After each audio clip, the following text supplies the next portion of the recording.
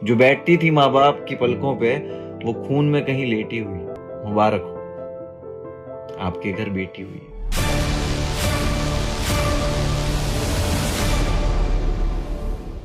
इस एपिसोड में हम उन सीनियर डॉक्टर्स के नाम आपको बताएंगे कि कैसे वो आरजिकर मेडिकल कॉलेज के न होने के बावजूद भी इस अस्पताल में आते हैं, लेडी डॉक्टर की लाश और उसके लाश की पोजीशन को देखते हैं।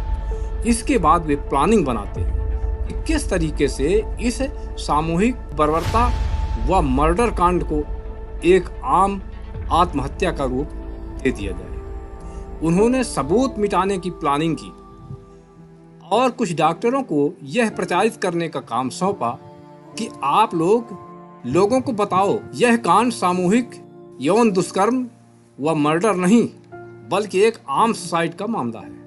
आइए अब देखते हैं कि ये डॉक्टर्स कौन थे, कैसे आए थे और प्रिंसिपल संदीप घोष इस पूरे घटनाक्रम के प्रमुख बिंदु कैसे बन जाते हैं। अब तक बताई गई जानकारी कि लाश को सबसे पहले किसने और कब देखा, इस संबंध में काफी विरोधाभास पूर्ण बातें आपको सुनने को मिली होंगी, परंतु सच्चाई कुछ दूसरी ही थी। इस मामले को बहुत ज्यादा उलट पुलट करके प्रचारित करने का प्रयास किया गया है। पूर्व में भी हम जो चर्चा कर चुके हैं कि प्रिंसिपल संदीप घोष की सारी गतिविधियां अब तक किस तरह से संदेहास्पद रही हैं, उसके पीछे जो वास्तविकता थी वह हम आपके सामने प्रस्तुत करेंगे। हमारे पास एक एक्सक्लूसिव जानकारी है जिसमें साफ तौर पर पता चलता है अस्पताल के गार्ड सुबह सुबह 5 बजे लाश को देखता है। इसके बाद वह गार्ड क्या करता है, किसे बताता है, यह हम आपको बताने जा रहे हैं। देखिए, केस की सरकारी फाइल में यह दिखाया गया है कि सुबह जब प्रोफेसर और डॉक्टर मरीजों को देखने राउंड पर आए और मृतिका को साथ लेने के लिए सुमित्रा नामक लड़की के द्वारा उसे बुलाया गया, तब जब सुमित्रा मृतिका को बुलाने जाती है तब वह सुबह के 9 बजे पर पहली बार लाश को देखती है। ऐसा सरकारी रिकॉर्ड में बताया गया है। इसके बाद वह डॉक्टर्स को बताती है और इसके बाद आगे की सारी कार्रवाइयां की जाती हैं। परंतु हकीकत में क्या हुआ था, किन किन बातों को छिपाकर नई कहानी बना ली गई थी, इसका खुलासा हम यहाँ पर करने जा रहे हैं। सुबह 5 बजे से जब से लाश को देखा गया तब से लेकर रात 7:40 तक कब कब किस टाइम पर क्या क्या चीजें हुई हैं, यह जानकारी जानकर आप हैरान हो जाएंगे कि कैसे एक अस्पताल के अंदर इतना बड़ा बर्बर कांड, यौन शोषण व हत्या कांड हो जाने के बाद भी उसे दबा देने का प्रयास किया जाता है, उसे आत्महत्या का रूप दिए जाने का प्रयास किया जाता है। इसके लिए कैसे कैसे कृत्य किए जाते हैं और इस पूरे केंद्र बिंदु में प्रिंसिपल साहब की जो भूमिका देखने को मिलती है, यह भी आपको देखने को मिलेगा। षड्यंत्र में इन 7 डॉक्टरों ने क्या क्या करिश्मा किया, यह भी आपको देखने को मिलेगा। हम उनके नाम व पोस्ट भी बताएंगे, साथ ही बताएंगे कि कैसे उनके तार बंगाल सरकार के साथ जुड़े हुए हैं और वे क्यों इतने खासम खास हैं कि उनका नाम अपराध की सरकारी फाइल पर तो आ ही नहीं सकता है। इस वीडियो का लक्ष्य सिर्फ आप सभी को जागरूक करना है, जिससे आप इस तरह के हादसों से अपने आप को बचा सकें। आप भले ही चैनल को सब्सक्राइब ना करें, परंतु इस वीडियो को एक लाइक देकर इस मुहिम का हिस्सा अवश्य बनिए। बढ़ते हैं पुनः क्राइम केस की ओर। ये जूनियर डॉक्टर्स जिन्हें सीबीआई ने उठा भी लिया है, परंतु ये सीनियर डॉक्टर कौन हैं जिन्होंने प्रिंसिपल के पक्ष में केस को तोड़ मरोड़ कर लीपापोती करके केस को आत्महत्या का रूप देने का ताना बाना तैयार कर डाला और उनकी योजना के अनुसार ही सारे स्टाफ से लेकर पुलिस तक ने अपनी कार्रवाइयों को अंजाम दिया। अभी सीबीआई ने जो अपनी स्टेटस रिपोर्ट तैयार किए हैं उसमें उन्होंने गैंग यौन शोषण की बात को नकारा है। दोस्तों, इस केस में संजय राय जरूर शामिल है, लेकिन वह मुख्य किरदार तो बिल्कुल भी नहीं है। इसमें कुछ ऐसे भी लोग हैं जिन्होंने एविडेंस मिटाने की कोशिश की है, कुछ ऐसे भी लोग हैं जिन्होंने ये कोशिश की है कि हॉस्पिटल का ये राज कभी भी बाहर ना आ पाए। कुछ ऐसे डॉक्टर्स हैं, ऐसे इंटर्न्स हैं, ऐसे जूनियर्स हैं या वहाँ के विभागाध्यक्ष हैं जिन्होंने केस को दबाने के लिए ताना बाना बुन डाला और सारी कार्रवाइयाँ उनकी योजना अनुसार ही की गई। उन्होंने कहा कि इस खबर को किसी भी तरह से मीडिया में नहीं आने देना चाहिए। लोगों को नहीं पता लगना चाहिए कि जिस लड़की की बेरहमी से यौन शोषण करके बर्बरता से उसकी हत्या कर दी गई, बल्कि आप लोग यह खबर फैलाने का प्रयास करो कि उस लड़की ने अपने किसी बात से परेशान होकर उसने स्वयं ही मौत का रास्ता चुन लिया है। जबकि हमारे पास एक रिपोर्ट है जिसमें एक सिक्योरिटी गार्ड ने दावा किया है कि लाश को 5 बजे सुबह उसने देखा था। कि हकीकत तो यह है कि 9:30 बजे का जो ऑफिशियल टाइम होता है उस समय सुबह सुबह ड्यूटी चेंज होने का टाइम होता है। अब जो लोग नाइट शिफ्ट में ड्यूटी कर रहे थे वे सामान्यतः चले जाते हैं और उनके स्थान पर दूसरे डॉक्टर्स व अन्य स्टाफ आ जाते हैं। अब जबकि सबकी ड्यूटी चेंज होनी थी, रजिस्टर मेंटेन होने थे, तो ऐसे में लेडी डॉक्टर को किसी ने देखा नहीं और इसीलिए एक पीजी का स्टूडेंट उनको ढूंढते हुए गया और उसे सेमिनार हॉल में मृत अवस्था में पाया। तब वह घबरा जाता है, परंतु अभी तक यह सामने नहीं आया है कि वह पीजी स्टूडेंट कौन था। इसके बाद पीजी का वह स्टूडेंट सीधे एचओडी अरुण दत्ता चौधरी और प्रिंसिपल संदीप घोष को कॉल करता है।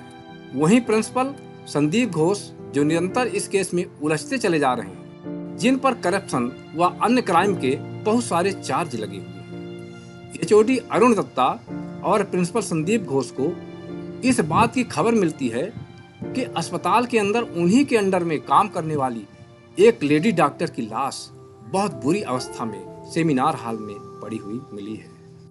और कुछ नाम सुनिए। सेमिनार हॉल में पहुंचने वाले 4 सबसे खास नाम यूनिट इंचार्ज और असिस्टेंट प्रोफेसर सुमित कुमार तापदार और assistant superintendent Dwaipayan Biswas, Paschim Bangal medical council के vice president doctor Sushanta Kumar Roy और काउंसिल के मेंबर डॉक्टर अविका डे। इनमें से सुशांता कुमार और अविका डे यह दोनों इस अस्पताल से भी नहीं है। जब लाश को सेमिनार हॉल में देखा जाता है उसी समय ये 4 लोग सेमिनार हॉल में पहुंचते हैं और इनकी एक मीटिंग होती है। मीटिंग में ये लोग तय करते हैं कि इस यौन शोषण व बर्बर मर्डर को किस तरीके से मीडिया, स्टूडेंट्स और बाकी लोगों के सामने रखना है, पुलिस के सामने कैसे पेश करना है और कैसे सबको गुमराह करना है, जिससे कि यह कांड आत्महत्या का केस बन जाए। यहाँ तक तो यह साफ था कि जो ट्रेनी डॉक्टर है उसकी हत्या हुई है, जिस तरह से उस पीजी के जो स्टूडेंट ने देखा। अब डेड बॉडी जब दिखती है तब एचओडी और प्रिंसिपल संदीप घोष को बताया जाता है।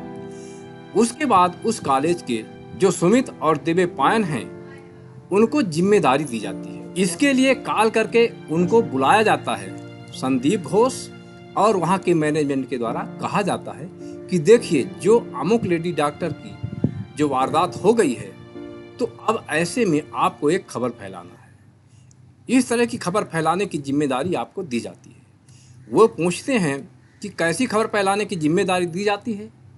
तब ये कहते हैं कि कैसे भी करके आप इस वारदात को जो एक मौत हुई है उसको एक साधारण मौत के तरीके से बदल दीजिए। मीडिया और स्टूडेंट्स में यह बता दीजिए कि यह जो मौत हुई है यह एक तरीके से सुसाइड है या उस लड़की ने खुद ही मौत का रास्ता चुन लिया है।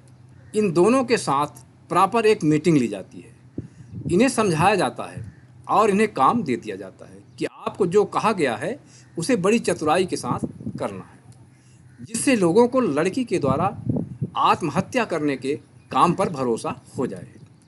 परंतु दूसरी तरफ जब ये षड्यंत्र रचे जा रहे थे उसी समय जिस तरह से पीजी के स्टूडेंट ने पहली बार जब इस लाश को देखी थी, तब धीरे धीरे वास्तविक बात स्टूडेंट्स में फैल जाती है और स्टूडेंट्स को पता लग जाता है। जो स्टूडेंट्स हैं वहाँ पर आकर इकट्ठा हो जाते हैं और तभी यह जो खबर है यह मीडिया में भी पहुँच जाती है और धीरे धीरे जो वास्तविक खबर होती है उसकी खबर बननी शुरू हो जाती है। सबको यह लगने लगता है कि एक लड़की की लाश पड़ी हुई है जो मेडिकल कॉलेज की ही स्टाफ है, जो यहीं की स्टाफ मेंबर है, एक डॉक्टर है। उसके साथ कोई घटना या कोई वारदात हो गई है। अब यहाँ पर सबसे बड़ा काम जो सुमित और देवपायन को दिया गया था, इनका नाम आप ध्यान से सुनिए कि इन्हीं दोनों को जिम्मेदारी दी गई थी कि आप कैसे भी करके इस मौत को साधारण मौत बताइए, जिससे स्टूडेंट्स को लगने लगे कि उस डॉक्टर लड़की ने मौत को गले लगा लिया, यानी आत्महत्या कर लिया। ये दोनों स्टूडेंट्स तक पहुंचते हैं और वहाँ बता कर प्रचारित करने लगते हैं कि अरे, एक पीजी की स्टूडेंट थी जो लेडी डॉक्टर थी, वो काम भी कर रही थी, तो उसने इस तरह से आत्महत्या कर लिया है। वह किसी चीज़ से बहुत परेशान थी, डिप्रेशन में थी और उसने मौत को गले लगा लिया। इस प्रकार से उसके द्वारा आत्महत्या करने की बात फैला दी जाती। अब जो दो डॉक्टर्स और थे जिनकी संदीप घोष के साथ मीटिंग हुई थी, वे कौन थे? वे थे सुशांता कुमार और डॉक्टर अविक। अब यहाँ पर आप ध्यान दीजिएगा, ये दोनों आरजीकर मेडिकल कॉलेज से है ही नहीं। और यहाँ पर हम आपको एक नाम और बताते हैं। यहाँ पर सबसे इम्पॉर्टेंट वो नाम है, दरअसल एक डॉक्टर श्यामापदा दास हैं, जो कि ममता बनर्जी के खासम खास हैं। यूँ कहिए कि ये ममता बनर्जी के फैमिली डॉक्टर हैं। और जब 2004 में ममता बनर्जी को फ्रैक्चर हुआ था, उनके सिर पर भी चोट आई थी, उस समय उनकी पसलियाँ भी टूट गई थी, तब से वो उनका इलाज कर रहे हैं। इस तरह से वे उनके फैमिली डॉक्टर हैं और वे उनके बहुत खास माने जाते हैं। और डॉक्टर श्यामापदा दास के खासम खास हैं सुशांता कुमार और डॉक्टर अविक। अब जब आरजीकर मेडिकल कॉलेज में इस तरह की एक वारदात होती है, तो दो डॉक्टर जो आरजीकर मेडिकल कॉलेज के ही हैं, उन्हें डॉक्टर संदीप घोष द्वारा काम दिया गया कि आप स्टूडेंट और मीडिया को संभालिए और उन्हें खबर फैला दीजिए कि भाई यहाँ पर ऐसी कोई घटना नहीं हुई, कोई मर्डर नहीं हुआ है, कोई यौन शोषण नहीं हुआ है, बल्कि एक लड़की ने स्वयं ही मौत का रास्ता अपनी समस्याओं के चलते चुन लिया है और उसने अपने आप को खत्म कर लिया है। लेकिन जो दो डॉक्टर बाहर से बुलाए जाते हैं, इनके साथ भी उसी सेमिनार हॉल में सोचिए, इन लोगों ने भी जो यहाँ इस हॉस्पिटल के थे भी नहीं, उन्होंने भी उस लड़की की लाश देखी और वे भी 1-1.5 घंटे तक उस मीटिंग में भाग लेते हैं। अब योजना के अनुसार 9:30 बजे प्रिंसिपल को घटना का पता लगता है। उसके बाद 10:10 के आसपास जब पुलिस को बताया जा रहा होता है, तो उतनी देर तक ये लोग मीटिंग ही कर रहे होते हैं और यह तय करते हैं कि किस तरीके से हमें आगे खबर फैलाना है। अब जो बाहर से जो दो डॉक्टर्स आए थे, सुशांता कुमार और अविक, उनके द्वारा भी सजेशंस दिए जाते हैं। जो मेडिकल कॉलेज का स्टाफ था, उनको ये बताया जाता है कि देखिए, हमने 2 डॉक्टर्स को लगा दिया है स्टूडेंट्स और मीडिया को समझाने के लिए, लेकिन अब आपका काम है कि आप पुलिस को इन्फॉर्म करिए, लड़की के पेरेंट्स और उसकी फैमिली को आप किसी भी तरीके से कन्वे करिए कि यह एक साधारण मौत है। अब इसके बाद एक नाम एक लेडी डॉक्टर का भी सामने आता है, जिसने लड़की की फैमिली को कॉल किया। इसके नाम के विषय में अभी सस्पेंस है, इसके नाम का पता नहीं चल पाया है। यह पूर्व में बताए गए 6 नामों में, जिसमें प्रिंसिपल भी शामिल है, इसके अलावा है। इनके बाद इस महिला का नाम 7वां है। उसका भी पता सीबीआई लगाने की पूरी कोशिश कर रही है कि आखिर वो कॉल था क्या। और सुप्रीम कोर्ट ने भी सीबीआई को ये लिखा है कि जिसने पुलिस को कॉल किया, उस महिला के नाम को डिस्क्लोज करने का जिम्मा आपको सौंपा जाता है। वह महिला पुलिस को कॉल करके बताती है, आरजीकर मेडिकल कॉलेज में ऐसी एक वारदात हो गई है। पुलिस को भी एक तरीके से बताया जाता है कि एक मृत बॉडी मिली है। वह यह नहीं बताती कि उसके साथ हुआ क्या है। और पेरेंट्स को जो 2 बार कॉल किया जाता है, उसका आपको सबको पता ही है, जिसमें पहली बार बोला जाता है कि आपकी लड़की बीमार हो गई है, और उसके बाद 10:30 बजे पर पेरेंट्स को बोला जाता है कि आपकी बेटी ने मौत का रास्ता चुन लिया है, अब वो इस दुनिया में नहीं रही। इधर जो लोग वास्तविक बात जान चुके थे, इस अंधेर को देखकर स्टूडेंट का गुस्सा फूट रहा था। वो चिल्लाने लगते हैं, हल्ला करने लगते हैं कि भाई, हम भी यहाँ पर काम करते हैं, ऐसी एक वारदात घट गई है, आप लोग लड़की की मौत को छुपा रहे हो। तब वहाँ के जो बच्चे हैं, और वहाँ के कुछ सीनियर डॉक्टर्स जिनमें इंसानियत जिंदा थी, वे सामने आते हैं और कहते हैं कि इस लड़की का पोस्टमार्टम होनी चाहिए और पोस्टमार्टम के साथ साथ वीडियोग्राफी भी होनी चाहिए। ऐसी परिस्थिति में प्रिंसिपल संदीप घोष कहते हैं ठीक है, और वे पोस्टमार्टम के लिए डॉक्टर देवांश सोम का नाम रखते हैं और कहते हैं कि इनका पोस्टमार्टम रिपोर्ट बहुत सटीक आता है, इनके द्वारा पोस्टमार्टम करवा देते। लेकिन वहाँ पर स्टूडेंट प्रोस्टेट करते हैं और सीनियर डॉक्टर हट करते हैं। तब जाकर 3 लेडी डॉक्टर्स जो पोस्टमार्टम करती हैं वो सामने आती हैं। उनका नाम हम यदि बताएं तो वे नाम थे मौली बनर्जी, रीना दास और अपूर्वा विश्वास। ये लोग उस डॉक्टर लड़की का पोस्टमार्टम करते हैं और तब जाकर उसकी वीडियोग्राफी भी होती है और तब जाकर ये जो केस है थोड़ा बहुत संभलता हुआ हाथों में आता है कि हाँ, अब इसमें आगे इन्वेस्टिगेशन की जा सकती है। वरना आप सोचिए, जो कि पूर्व में हमने जो 7 नाम बताए हैं, ये संदीप घोष के सहित ये सभी 7 डॉक्टर्स और एक फीमेल सुपरिंटेंडेंट एड़ी चोटी का जोर लगाकर किस तरीके से इस पूरे केस को दबाने की कोशिश कर रहे थे। लेकिन अभी यहाँ पर बहुत सारे सवाल बाकी हैं कि आखिर क्या कोलकाता पुलिस ने कई सारे सबूत जो इकट्ठे किए थे उन सभी एविडेंस को सीबीआई को नहीं दिए या सीबीआई को पूरी रिपोर्ट नहीं सौंपा है। अब तक क्लियर नहीं है कि आखिर कब क्या हुआ। क्या सच में 9:30 बजे लाश देखी गई या फिर भोर में 5:30 बजे ही लाश देखी। अब आप ये समझिए कि आखिर 5 बजे जब लाश देखी गई या 9:30 बजे लाश देखी गई, पुलिस को कब बताया गया और कहाँ पर क्या क्या गलती हुई, जिसकी वजह से सीबीआई अभी भी इस केस में काफ़ी पिछड़ी नज़र आ रही है और उसके पास अभी भी पूरी तरीके से तथ्य नहीं है। देखिए, जिस तरीके से जो कोलकाता पुलिस थी वो शुरू से ही कह रही थी कि जब भीड़ आई, जो ट्रक भर भर के गुंडे आए, उन्होंने किसी भी तरीके से सेमिनार हॉल के साथ कोई भी एविडेंस नहीं मिटाए।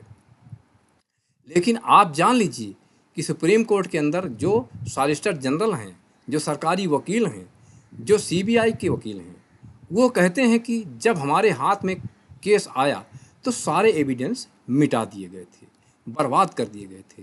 उसके बाद हमें केस सौंपा गया। लेकिन सॉलिसिटर जनरल जो खुद सीबीआई के वकील हैं, वे कहते हैं कि नहीं, ये जो कोलकाता पुलिस बता रही है कि कोई एविडेंस नहीं मिटा था, सब कुछ इंटैक्ट था, यह गलत है। सारे सबूत बर्बाद करने के बाद हमारे हाथ में केस को दिया गया है। अब ये केस किस रूप में आया, ये तमाम चीज़ें हैं। आप सुनेंगे तो आपके रोंगटे खड़े हो जाएंगे। वहाँ के एक लोकल अखबार आनंद ने बताया था कि लड़की जो लेडी डॉक्टर है, उसके प्राइवेट पार्ट के पास पानी भरा हुआ एक सेलाइन का पैकेट रखा हुआ था, जो खुद एक पुलिस के असिस्टेंट सब इंस्पेक्टर ने सीबीआई को बताया है। लेकिन जब लाश की बरामदगी की गई, उस वक्त सेलाइन का जो पाउच था वो वहाँ पर मौजूद नहीं था। यहाँ सवाल उठता है कि आखिर वहाँ पर पाउच रखा तो रखा किसने और हटाया तो हटाया किसने। दूसरी चीज़ ये कि 5 बजे के करीब कई स्टूडेंट जो उस कॉलेज में रहते हैं, उन्होंने दावा किया कि उन्होंने 2 गार्ड जिनकी ड्यूटी उस बिल्डिंग के आसपास थी, तो उनमें से एक गार्ड ने देखा कि लाश वहाँ पर है और वो फिर प्रिंसिपल को बता देता है। उसके बाद भी कार्रवाई या कोई रिएक्शन नहीं होता है। और जिस तरीके से 8 बजे प्रिंसिपल साहब 4 लोगों सहित आ जाते हैं, तो 2 को तो कहा जाता है कि मैनेज करो। ये 2 लोग उनके खासम खास थे, उनकी पहुंच बहुत ऊपर तक थी, यानी किसी तरीके से इस पूरे केस को मैनेज करवाने की कोशिश की जा रही थी, ऐसा स्टूडेंट दावा कर रहे थे। अभी तक वहाँ पर जितने भी जो भी रिपोर्ट्स वहाँ गए, उनके द्वारा जो चीज़ें छन छन कर सामने आ रही हैं, लेकिन सरकारी रिकॉर्ड क्या कहता है, सरकारी चीज़ें क्या कहती हैं, लोग जो बातें कर रहे हैं, जिन्होंने अपनी आंखों से देखा है, उसे भी हम नकार नहीं सकते। लोग कह रहे हैं कि हमने 5 बजे 6 बजे लाश को देखा, यहाँ तक कि प्रिंसिपल 8 बजे अपने साथ लोगों को लेकर आए थे। इस तरह की सारी बातें आप जान चुके हैं। लेकिन सरकारी रिकॉर्ड में क्या क्या चीज़ें लिखी हैं, सरकारी रिकॉर्ड के मुताबिक सुबह 9:30 बजे जब एक डॉक्टर अपने कई स्टूडेंट के साथ मरीजों की चेकिंग के लिए जाना होता है, तब वे उस डॉक्टर लड़की को पूछते हैं कि वह लेडी डॉक्टर कहाँ है। तब उनकी फ्रेंड जो थे वे बोलते हैं कि वो सेमिनार हॉल में सो रही है। एक और व्यक्ति जिसने लेडी डॉक्टर की लाश को देखा था कि लेडी डॉक्टर मृत है, उसका हाथ उसके सर के ऊपर रखा हुआ है, दोनों टांगें फैली हुई हैं, लेकिन वो दूर था, तो उसे लगा कि शायद जो लेडी डॉक्टर है वह सो रही होगी। ये देखने वाले दोनों शख्स अभी तक गायब हैं, इनका पता नहीं है। अब हम वहाँ पर आते हैं। जब 9:30 बजे ट्रेनी डॉक्टर देख कर लौटा तो उसने कहा कि वो तो मर चुकी है। इसके बाद 10:10 पर लगभग 40 मिनट के अंदर सूचना पुलिस स्टेशन तक पहुंचाई जाती है कि देखिए आरजीकर मेडिकल कॉलेज में ऐसी ऐसी एक वारदात हो गई है, कोई लड़की बेहोश पड़ी हुई है, आप फौरन आ जाइए। आप सोच सकते हैं ये सब पढ़े लिखे लोग हैं, डॉक्टर हैं, ऐसा नहीं है कि इन्हें पता ही नहीं चलेगा कि यह जो बॉडी है वो डेड बॉडी है या उसमें जान बची है और वह बेहोश है। खैर, चाहे जैसा भी हो, पर सरकारी रिकॉर्ड तो यही कहता है। इसके बाद 10:30 बजे पुलिस पहुंचती है। 10:52 पर उस अस्पताल की जो सुपरिंटेंडेंट है, मृतिका की फैमिली के 2 से 3 बार कॉल करके बताती है कि आपकी बेटी बीमार है। फिर कहती है कि उन्होंने सुसाइड कर लिया है, आप जल्दी आ जाइए। 11 बजे पहली बार पुलिस की टीम इन्वेस्टिगेशन करती है। जांच पड़ताल करने के लिए लगभग 1 घंटा का समय लग जाता है। फिर बॉडी को पोस्टमार्टम के लिए भेजा जाता है और 3 बजे तक लाश को परिजनों को सौंपकर उसका अंतिम संस्कार करवा दिया जाता है। लेकिन जब ट्रेनी डॉक्टर व स्टूडेंट्स ने प्रदर्शन किया, प्रोटेस्ट किया, तो उसके बाद कहा गया कि ठीक है, एक पैनल बैठाया जाएगा जिसमें 3 महिलाएं होंगी और जो भी चीज़ें होंगी बाकायदा उसकी वीडियोग्राफी और फोटोग्राफ लिए जाएंगे। तब तक टाइम हो चुका था 12:20। परंतु देखिए, उस लेडी डॉक्टर जिसकी मौत की टाइमिंग सुबह 4 बजे से लेकर 4:30 बजे के बीच बताई गई, तो कैसे उसकी बॉडी वहीं पर एक अस्पताल के स्ट्रेचर पर पड़ी रहती और बाहर कैसे कैसे साजिश चल रहे होते हैं। पुलिस आने को तैयार नहीं है, ऐसा लड़की के परिवार के साथ झूठ बोला जाता है। यहाँ तक कि स्टूडेंट पोस्टेड कर रहे हैं कि हमारी दोस्त को इंसाफ दो, उसके साथ जघन्य कांड किया गया है, उसका शरीर को नोचा गया है। लेकिन इधर क्या क्या ड्रामा चल रहा है आप देख ही चुके हैं। ऑफिशियल रिकॉर्ड के अनुसार 12:29 पर पहली फ़ोटो ली जाती है, फुटप्रिंट्स के निशान लिए जाते हैं उस लेडी डॉक्टर की बॉडी पर, जिसमें तमाम तरीके से चोट के 50 निशान थे, फिंगरप्रिंट थे। इसके बाद क्या होता है, तमाम डॉक्टर्स वहाँ पर थे। 4:30 बजे की पड़ी बॉडी को 12:44 के करीब एक डॉक्टर आता है और हाथ उठाकर देखता है और बोलता है, अरे इसमें जान ही नहीं है, और छोड़ देता है। आप सोच सकते हैं, अस्पताल जिसमें तमाम बड़े बड़े डॉक्टर्स हैं और हर कोई जानता था कि उसके साथ क्या क्या हुआ है, लेकिन इतना टाइम लग गया अपने ही दोस्त की लाश को पहचानने में, यह बताने में कि उसके अंदर जान नहीं है, ये बेहोश नहीं है, ये तो मर चुकी है। इस प्रकार से इस अस्पताल के इन तमाम डॉक्टरों पर सवाल उठता है। फिर 1 बजे के करीब लड़की के जो अंकल होते हैं, उन्हें पहली बार डॉक्टर लड़की की लाश को दिखाया गया, क्योंकि माँ बाप में तो इतनी हिम्मत ही नहीं बची थी कि वे प्रश्न कर सकें कि अपनी जिस बेटी को इतने प्यार से पढ़ाया, पाला, पोसा और उसे बहुत मेहनत के साथ अस्पताल भेजा, उसकी ज़िंदगी को इस तरीके से उजाड़ दी गई। फिर 1:47 पर मेडिकल सर्टिफिकेट एवं डेथ सर्टिफिकेट फैमिली को हैंड ओवर किया जाता है। पुलिस और पुलिस ऑफिसर्स को तमाम जहाँ जहाँ चोट लगी थी उसके बारे में बताया जाता है। अब इस तरह से दोपहर के 3 बज जाते हैं। उसके बाद स्टूडेंट्स प्रोटेस्ट करते हैं कि मजिस्ट्रेट के सामने वीडियोग्राफी की जाए। जितने भी अधिकारी वहाँ खड़े थे वह पहले तो जुबानी तौर पर कह देते हैं कि हाँ वीडियोग्राफी होगी, मजिस्ट्रेट साहब आएंगे, लेकिन रिटर्न के फार्म में कुछ ऐसा नहीं किया जाता। आश्वासन देने के बाद लगभग 4:10 पर जब जुडिशियल मजिस्ट्रेट आते हैं, उनके सामने इंक्वायरी होती है। 4:20 से लेकर 4:40 तक ये पूरी इंक्वायरी बैठाई जाती है। उसके बाद वीडियोग्राफी होती है। जो उस लेडी डॉक्टर के दोस्त थे उनके पेरेंट्स के सामने लगभग 6:01 से लेकर 7:10 तक यानी 1 घंटे तक पोस्टमार्टम होता है कि जिस क्राइम सीन पर जहां पर लाश मिली उसी हॉस्पिटल में उसका पोस्टमार्टम क्यों करवा दिया जाता है। यहाँ कहीं न कहीं यह बात पच नहीं रही है कि जिस अस्पताल में इतनी क्रूरता के साथ उसकी हत्या कर दी जाती है, उसके साथ यौन शोषण होता है, उसी अस्पताल में उसका पोस्टमार्टम भी करवाया जाता है। खैर, आप देखते जाइए। प्रोस्टेट करने वाले जितने भी स्टूडेंट थे उनका कहना था कि उन्होंने पोस्टमार्टम के लिए अच्छे डॉक्टर्स की मांग की थी, पर इस पर कोई ध्यान नहीं दिया गया।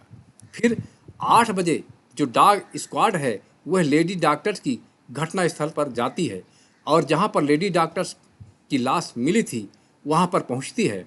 शाम 8:30 से लेकर 8:52 तक यानी रात के लगभग 9 बजे तक पूरे क्राइम सीन की थोड़ी मैपिंग करवाई जाती है कि कहां पर कौन सा सामान रखा गया था। आप यह भी जान लीजिए कि लगभग उस क्राइम सीन की जगह से ब्लूटूथ के अलावा 40 और चीज़ें मिली थी।